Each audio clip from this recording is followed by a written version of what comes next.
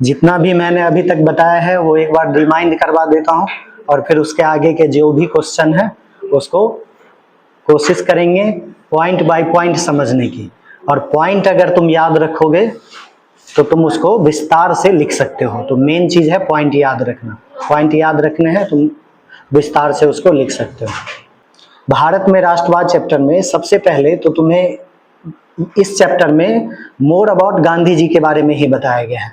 ज्यादा चीजें गांधी जी के बारे में बताया गया है।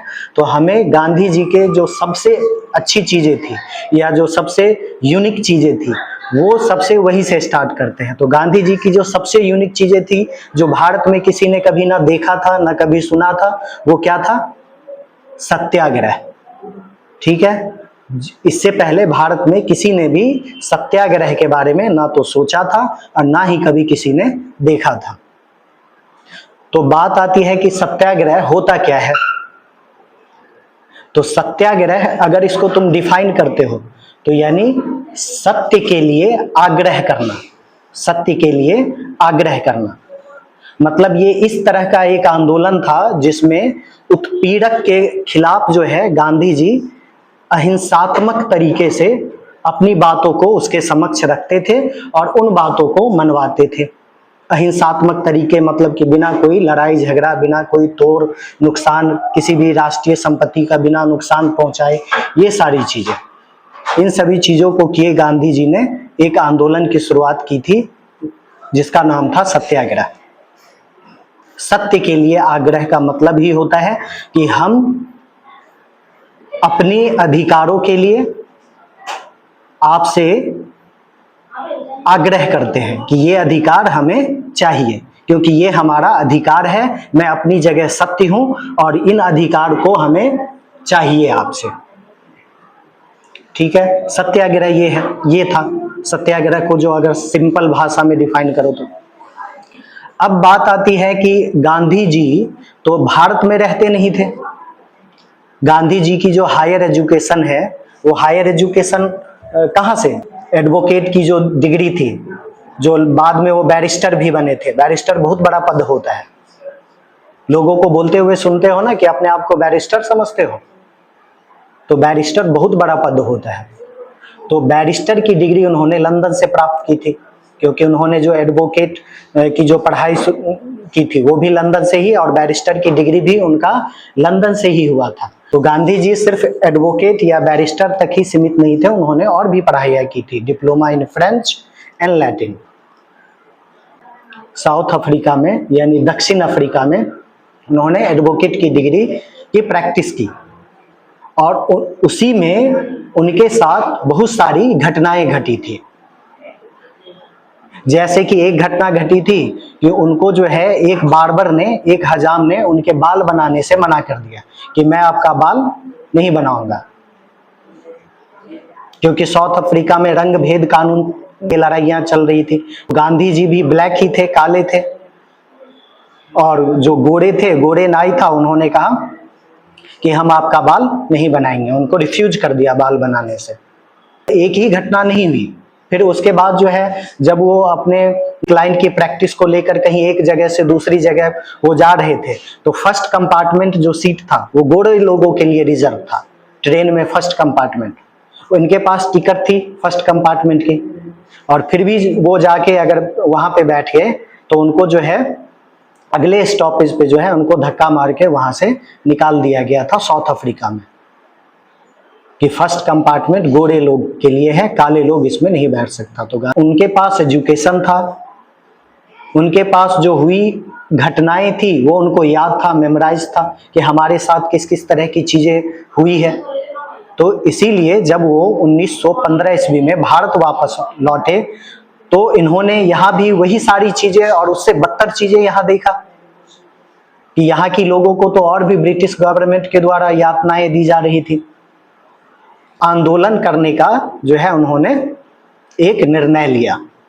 1915 में वापस आए, 2 वर्षों तक ये घूम घूम के सारी चीजों को समझे, देखे, भ्रमण किए, ऐसे घर में नहीं बैठ गए। 2 वर्षों तक पूरे भारत में घूमे, भ्रमण किए, सभी चीजों को ऑब्जर्व किए कि कहाँ पे क्या चीजें हो रही है, कौन से लोग किस तरह की परेशानियों से ग्रसित है।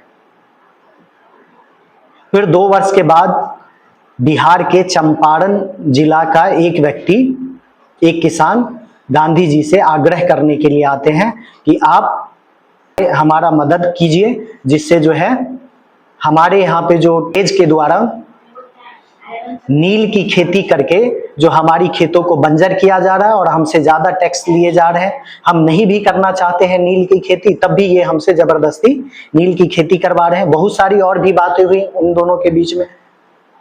फिर गांधी जी जो है तैयार हो गए और गांधी जी पहला जो भारत में सत्याग्रह किए हैं वो 1917 ईस्वी में बिहार के चंपारण में किए। उसके बाद दूसरा आंदोलन जो उन्होंने किया था वो 1918 में किया था, गुजरात के खेड़ा जगह पे। गुजरात के खेड़ा में गांधी जी 1918 में दूसरा सत्याग्रह किए और तीसरा सत्याग्रह भी गुजरात के अहमदाबाद में ही किए थे।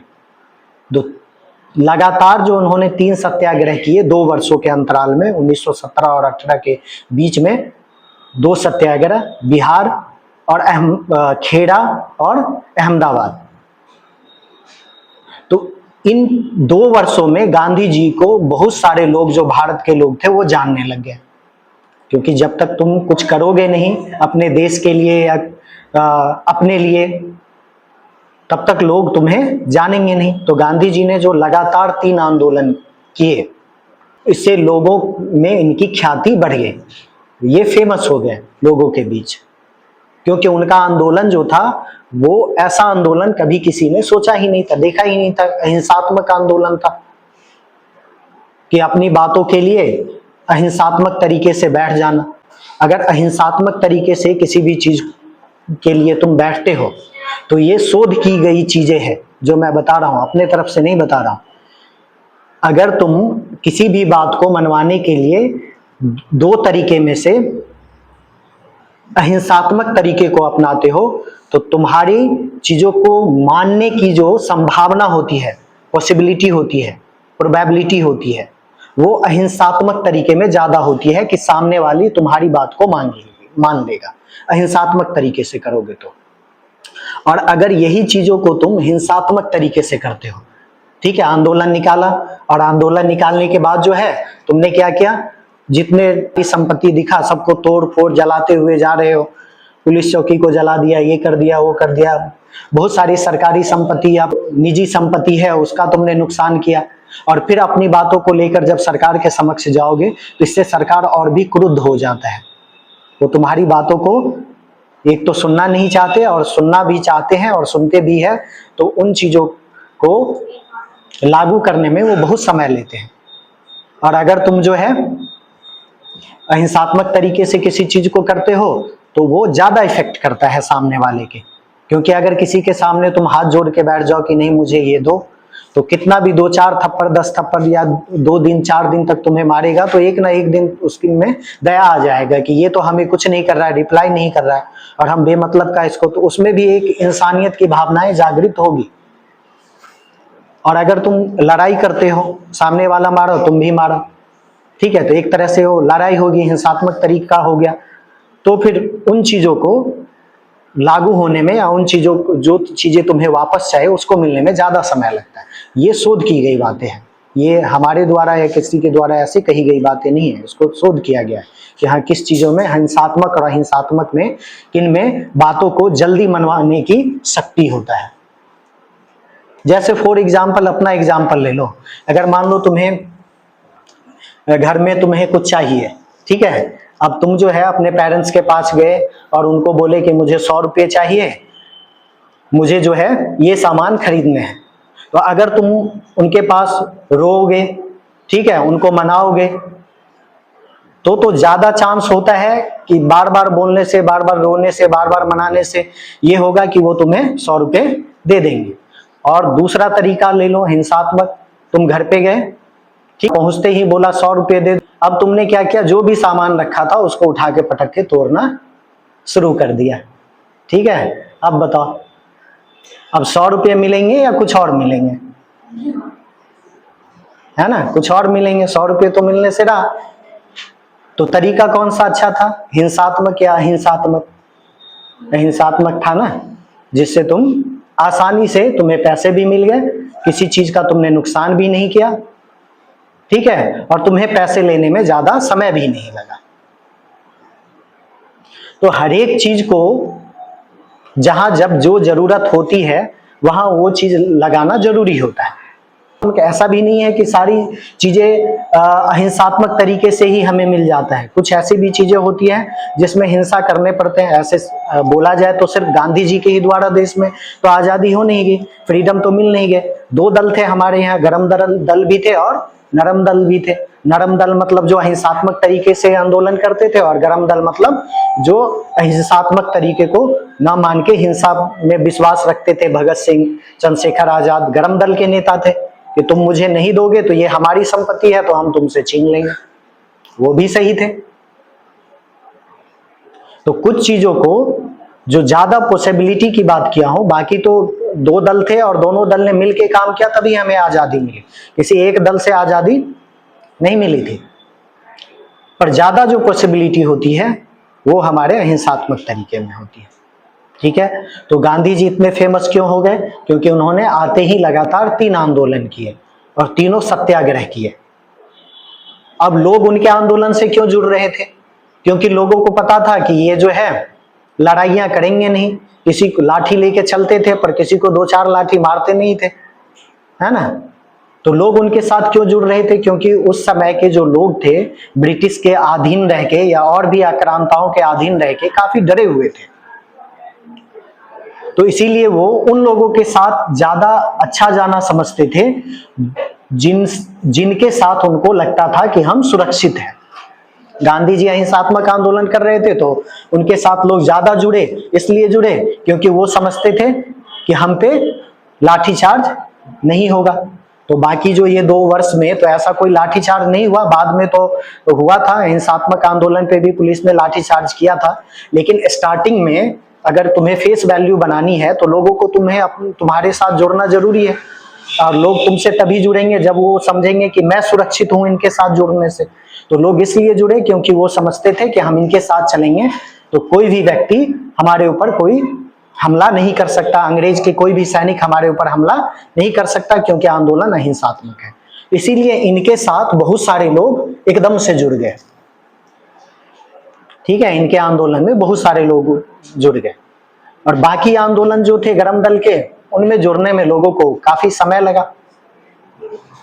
ऐसा भी नहीं है कि भारत में सबसे पहले अहिंसात्मक आंदोलन ही हुआ था। भारत में सबसे पहले अहिंसात्मक आंदोलन से भी गांधी जी जब भारत में थे भी नहीं, तभी उससे पहले भी खुदीराम बोस और प्रफुल्ल चाकी जो दोनों मित्र थे, उन्होंने जो ब्रिटिश के मेन जो जनरल थे उसके ऊपर बम से हमला कर दिए थे। ब्रिटिश के सैनिक जब ढूंढना शुरू कर दिया तो प्रफुल्ल चाकी जो है ब्रिटिश के हाथों की चाहते थे कि मैं पकड़ा जाऊं, तो उन्होंने खुद ही अपने आप को गोली मार लिया। लेकिन खुदीराम बोस जो है पकड़े गए, सबसे कम उम्र के स्वतंत्रता सेनानी थे जिनको फांसी की सजा हुई थी, सबसे कम उम्र के। तो ऐसा भी नहीं है कि गांधी जी के आने से पहले कोई भी आंदोलन या किसी भी तरह का विरोध ब्रिटिश के साथ नहीं हुआ था, बहुत सारे विरोध हुए थे। लेकिन गांधी जी का जो तरीका था वो अहिंसात्मक था, तो अहिंसात्मक तरीके के कारण इनके साथ लोग जुड़े और वो आंदोलन काफी विश्वव्यापी आंदोलन बन गया। पूरे भारत में लोग जानने लगे, लोग उनके साथ, काफी बच्चे, महिलाएं सब उनके आंदोलन में जुड़े। पर गरम दल के आंदोलन में महिलाएं बहुत ही कम मात्रा में जुड़ी, और नरम दल के जो आंदोलन थे तो उनके आंदोलन में महिलाएं, बच्चे सब जुड़ते थे, क्योंकि वो अपने आप को सुरक्षित समझते थे, उनके ऊपर कोई किसी भी तरह के चार्ज जल्दी नहीं लगता था, चाहे लाठी चार्ज हो या पुलिस के अगेंस्ट में कोई चार्ज हो। बाद में बहुत सारी चीजें हुई ब्रिटिश के द्वारा, वो आगे देखेंगे। और यहाँ तक जो था, इनको लोग इतना पसंद क्यों करने लगे, इतने फेमस ये इतनी जल्दी क्यों हो गए, उसका कारण यही था कि 2 वर्ष के अंतराल में इन्होंने लगातार 3 आंदोलन किया, जिससे ये काफी लोगों में फेमस हो गए, लोग भारत के लोग इन्हें जानने लगे। तो हिंदू स्वराज नाम के पुस्तक गांधी जी के द्वारा लिखा गया, और उन्होंने इस पुस्तक में जो बहुत सारी चीजें लिखी, पर उसमें जो सबसे फेमस जो लाइन था जो फेमस जो चीजें थी, जो सबके जहन में बैठ गया, वो ये थी कि गांधी जी ने ये कहा था कि भारत में ब्रिटिश का जो राज्य है, भारत में ब्रिटिश गवर्नमेंट जो राज्य कर रहा है, वो भारतीय के सहयोग के कारण राज्य कर रहा है। अगर भारतीय लोग ब्रिटिश का सहयोग ना करें उनके राज्य करने में, तो साल भर के अंदर ही ब्रिटिश का जो है शासन खत्म हो जाएगा। तो हिंद स्वराज नाम की पुस्तक में सबसे जो अच्छी, जो सबसे फेमस जो चीजें हुई, जो लाइनें हुई, जो चीज सबके दिल में बैठा, सबको सोचने पे मजबूर किया कि हाँ ये बात सही है, तो यही थी। नेक्स्ट क्वेश्चन है कि जब विश्व में प्रथम विश्व युद्ध चल रहा था, प्रथम विश्व युद्ध का भारत पर भी प्रभाव पड़ा था। विश्व युद्ध भारत में नहीं हो रहा था, प्रथम विश्व युद्ध यूरोपीय कंट्री लड़ रहे थे आपस में। तो प्रथम विश्व युद्ध चल रहा था यूरोप के अंदर, यूरोपीय कंट्री के अंदर, लेकिन प्रभाव भारत के ऊपर भी था। तो ऐसा क्यों था?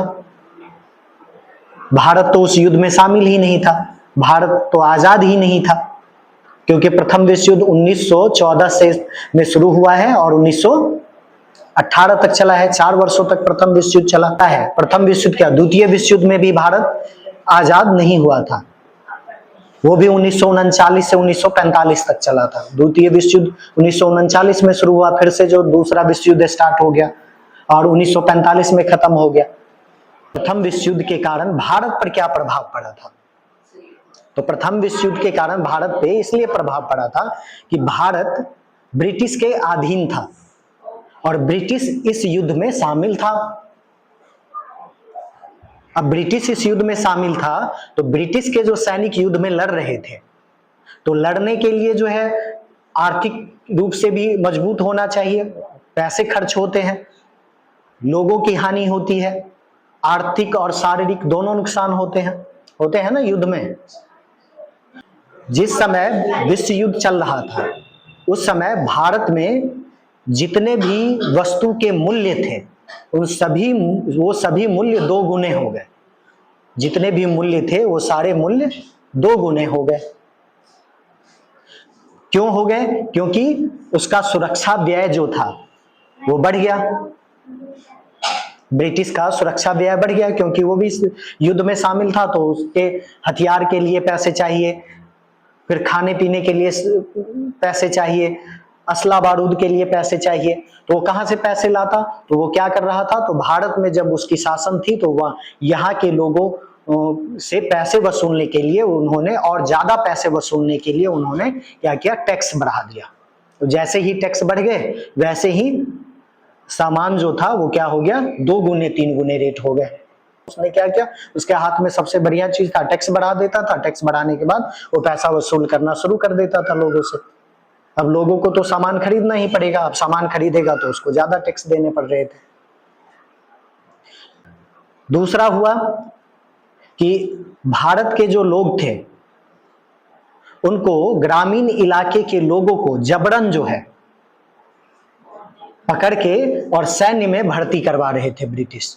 ग्रामीण इलाके के लोगों को, नौजवानों को जबरन पकड़ के ले जाते थे और सैन्य में भर्ती करवाते थे। क्यों? क्योंकि सैन्य की भी आपूर्ति हो रही थी, लोग युद्ध में लड़ रहे थे तो मर भी तो रहे थे। तो उस आपूर्ति को पूरा करने के लिए ग्रामीण इलाके के जो लोग होते थे, जो नौजवान होते थे, उसको जबरदस्ती लेके सैन्य में भर्ती करवाते थे और उसको ब्रिटिश जो है वहां युद्ध के मैदान में भेज देते थे। तो बहुत सारे लोग इसमें नहीं जाना चाहते थे। जब भी ब्रिटिश के सैनिक आते थे तभी सारे नौजवान, औरतें जो होते थे वो सारे छुप जाते थे इनके डर से कि हमारे बच्चे को या हमें ना लेके चले जाइए, क्योंकि जो गया वहां पे वो वापस जल्दी आता नहीं था। तो इन्हीं सभी कारणों से जो है भारत के लोगों में राष्ट्रवाद की भावनाएं जगी कि ब्रिटिश जो है, हम इसके अधीन है, तो ये हम पे जब चाहे, जैसा चाहे, जो चाहे हमारे साथ व्यवहार करता है। कभी टैक्स बढ़ा दिया तो टैक्स के रूप में हमसे पैसे वसूल करने लग जाता है, कभी हमारे लोगों को यहां से लेके चला जाता और युद्ध में झोंक देता है, हमारे संपत्तियों का नुकसान, जैसे खेत का नुकसान होता था। जब नील की खेती यहाँ पे की जाती थी तो नील की खेती में क्या होता था कि नील की खेती एक ही खेत में अगर बार बार करोगे तो वो खेत बंजर हो जाता है।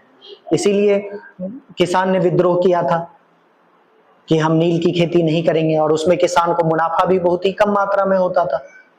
सारे पैसे टैक्स में ही चले जाते थे, किसान को नामात्र के मुनाफे होते थे।